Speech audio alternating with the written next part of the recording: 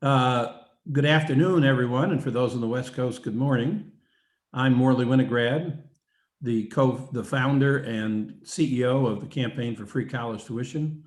We have been in business since 2014. Our mission is to make public colleges and universities tuition free in all 50 states. And one of the things we do to make that happen is make sure people are aware of just how popular and effective free college tuition programs are in improving enrollment and access to our nation's higher education system.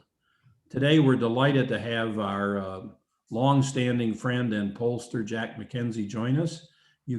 Jack is now the founder of a company called College App, which is designed to encourage students to enroll in higher education. But for a long time, he was a powerhouse in the media and entertainment business out here in LA. Jack, why don't you tell us what our latest poll survey findings are? Great, thanks, Morley. Good afternoon, everyone. To set the stage a bit, we want to tell you what we did, and that was we conducted a survey across the country with 2,000 respondents aged 18 plus, so all adults in this survey. The sample was balanced and weighted towards age, gender, ethnicity, region, and education attainment, as we have seen that is a crucial factor in attitudes towards free college. And it's very recent. We completed the survey over the span of the end of January and early February 2021.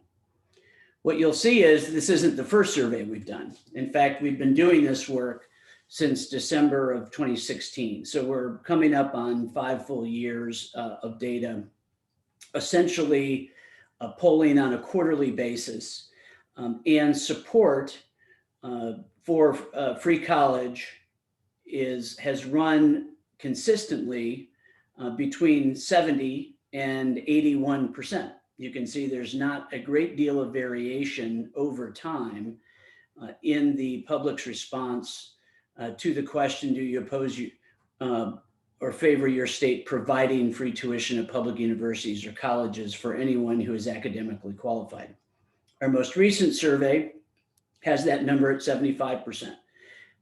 And quickly to note, the darker green is the strongly favor and the lighter green is the somewhat favor. Breaking those numbers down a little bit to give you some context for that, this is those results by party identification. You can see that Democrats at 58% are the strongest supporters of the concept and always have been.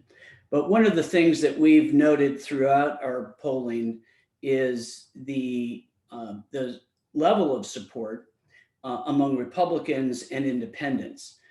There have been times when we've referred to the free college concept as a tripartisan issue because there really is no lack of support across the political spectrum.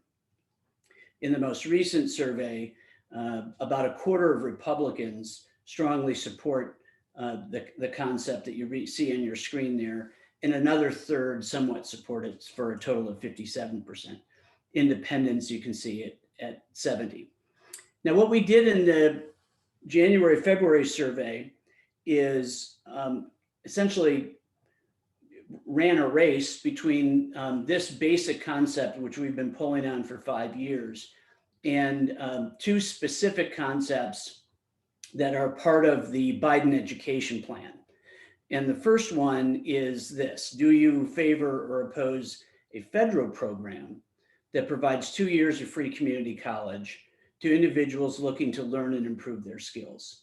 And you can see that has 81% support, about 6 points higher than the standard question that we've been asking for years. Also driven across the political spectrum, Democrats have 51% of all respondents strongly support the concept, which is pretty amazing in this day and age to have any idea that would have more than half the voters strongly support. led by Democrats, but note the increased support of this concept among Republicans and independents. And so this was the highest testing, if you will, concept that we put in front of the respondents. Breaking it down a little bit more into age and ethnic categories, it's really important to note the strong level of support here among people 55 and older. The concept of free college has historically been favored more strongly among people under the age of 55. But these numbers at 72%, both 55 to 64 and 65 plus, are quite impressive. Additionally, while ethnic minorities have tended to lead the pack as it relates to their support for these concepts, the 79% of white respondents supporting this idea is extremely high. And so you can see there really is no strong variation among races and ethnicities, and only modest variation among age groups for this concept, which is the free community college at the federal level. The other concept that's embedded in the Biden plan that we tested was the means tested concept of free college for people and families who make below $125,000 a year. You can see the support is down 9 points compared to the free community college program. And it softens among all of the political groups with only 43% compared to the 51 and the other concept. Strongly support, once again led by Democrats at 58, but you can see the softening of Republican support and independent support with this means tested concept. And this is consistent with research that we have done, all the research we've done over the last 5 years, which is any question of universality is more popular as a concept than any concept that includes an income threshold or any sort of income qualification. Looking inside here, and this is where looking at the 55 plus has a real stark difference from the community college concept. Remember, those were in the 72% range, 70 to 72%. And here, as age goes up, support goes down for the idea of a means tested program at $125,000. Still led, of course, by the younger demographics, 18 to 44. And there is a little bit more variation also on race and ethnicity. Notice the support among whites at 66%, significantly lower than the support for the free community college concept among the same group of people. So we see this as a little bit more polarizing, and certainly with less support, and was the lowest testing of the 3 concepts that we put in the survey. Several times over the course of the last 5 years, we have tested the persuasiveness of various arguments that would support a free college plan, how to communicate the benefits of a plan to the constituents in a state or in a district. And in this survey, we tested 10 statements. Some of them we've tested before, and some of them are new, given the fact that we have introduced the 2 concepts from the Biden plan. Generally speaking, the arguments either have a personal benefit described, a broader economic workforce development benefit, and or in this case, the introduction of student debt as a reason to support free college tuition, or the concept of adding a federal state partnership into the the source of the program. And what we have here is all 10 of the statements, and they're in levels of hierarchy. The three at the top with the green boxes are the highest testing and therefore the most persuasive messages to use when talking about a free college program. It's worth noting that the first statement, lack of money shouldn't keep qualified students from going to college and government should help, has always been the highest testing message. No matter what other messages we put against it, has always been the simple statement that captures the concept of the government getting involved in a free college tuition program. And it's undefeated in the survey world as it relates to comparing to other messages. What's interesting about the three messages at the top is that they do all have kind of varying subtle messages inside of them. The first one about the lack of money and government should help. The second one, strengthen our nation by giving people skills. And we've included the word families. We think that that combination of attributes of the statement and potential benefits of the program allowed it to be considered quite persuasive. And then the last one is more about the broader economic benefit that would come either to a region, the state, or the country through helping the economy grow. The second set of messages, the three of them there, were tested well and tested positively, not as strongly as the top three. What we find interesting about this group is that this group of three includes the two questions or the two statements that we included that made reference to a federal-state partnership. And so we have reason to believe that that statement and that concept is persuasive to people in developing support for a free college program.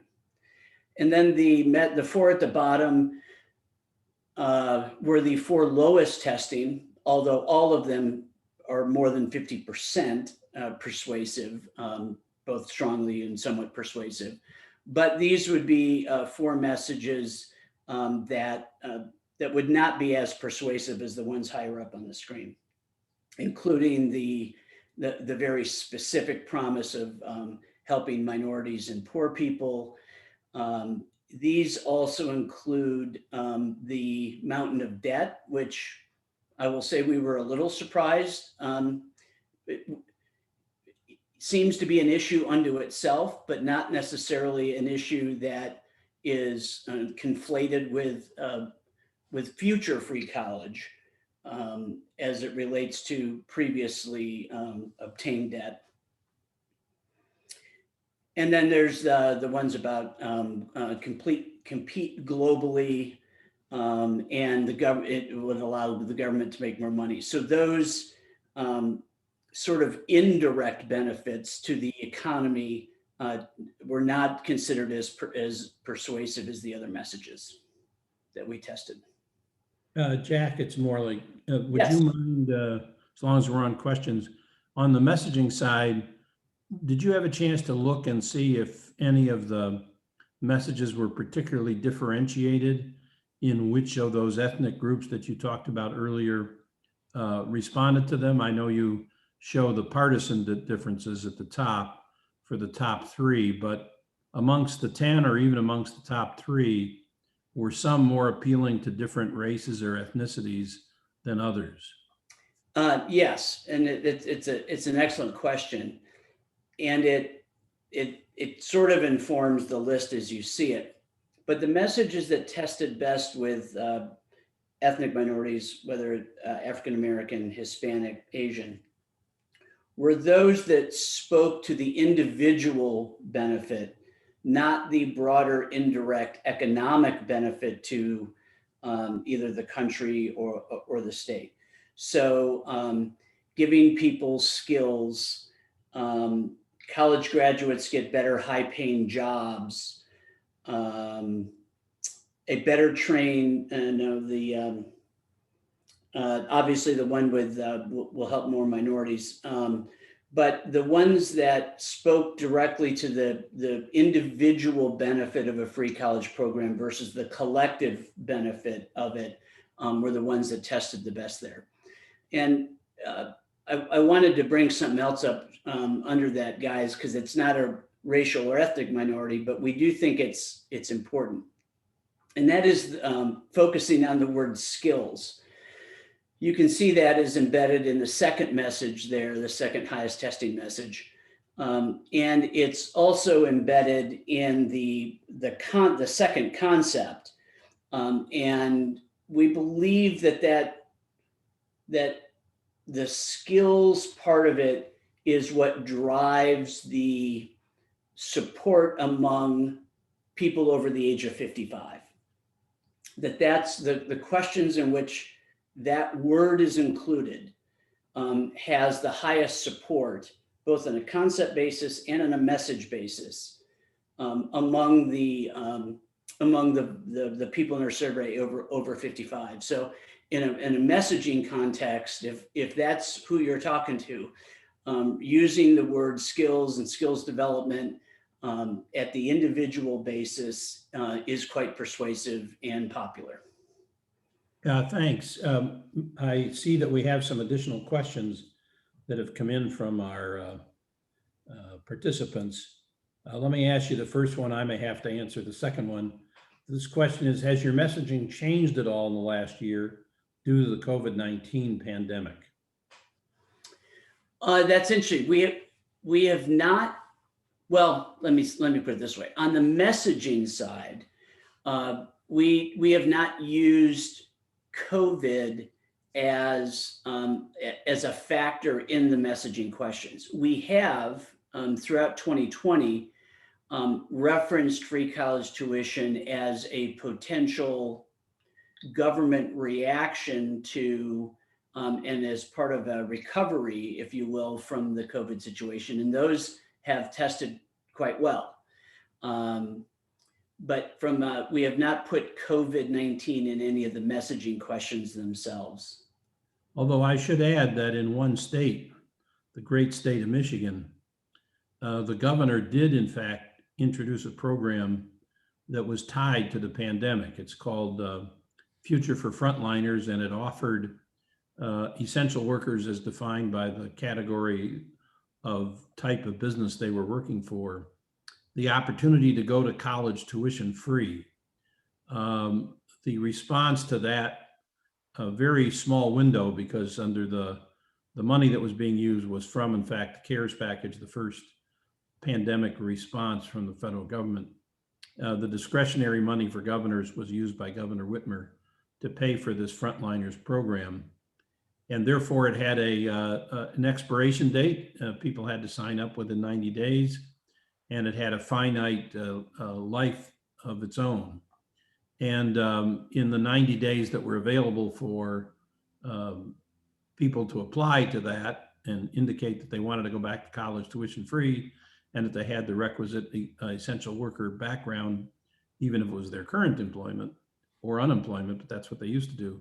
118,000 people filled it out, applications. When they sorted it out to those who were qualified under the terms of the program, there still were 80,000 people who did in fact earn the right to attend community college tuition free in Michigan under that program. And it was a clear response to how lives have been disrupted, actually work lives have been disrupted by people who wanted to go back and get a better job.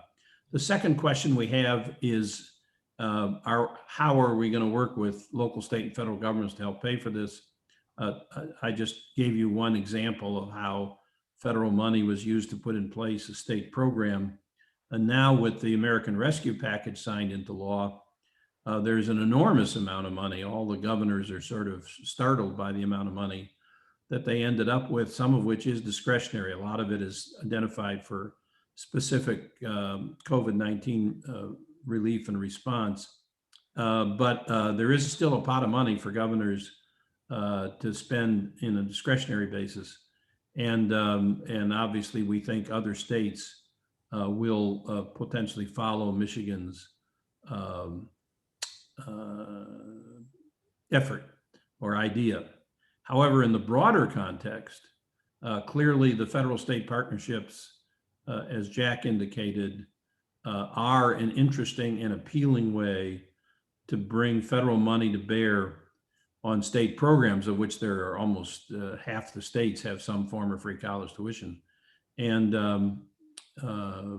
so we think that federal state partnership will get some support in Congress. Clearly, this survey research suggests that it's quite a popular thing, and the experience of states that have put it in place at their level with their own funding have demonstrated its effectiveness. We have time for one last question. Jack, based on your polling data, what would you say is your number one messaging goal moving forward that would help gain support for this cause? Well, in my work across industries, generally speaking, simple messages that make sense do the best. So it is not surprising to me that the most simple message, lack of money shouldn't keep qualified students from going to college and government should help, has always been the highest testing message. Now, I also know that there are subgroups for whom different messages have appeal. And there's both the citizenry subgroup and there's also the policy subgroup. Sure. And what's clear about our research, and we do research with the citizens, not with the policymakers, is that the statements that reference the personal gain or the personal challenges, including lines like giving people the skills to provide for their families, graduates get better high-paying jobs. Those are the statements that I would use the most if I was out messaging any sort of effort to draw support for a free college program. I assume that at the policy level, that the broader economic impact of a better trained workforce, higher tax base, name those things that help the economy grow and or recover, would likely be more persuasive and also true, which is also always a good thing when it comes to messaging. Is when the messages are true, they tend to work. Very good, Jack, and thank you very much for your presentation. Thanks everybody for participating and bringing us some insightful questions as well. This is the second in a series of webinars that the Campaign for Free College Tuition will be doing on the issue of making our nation's colleges tuition free, and we look forward to your future participation. Thanks everybody, and have a good day.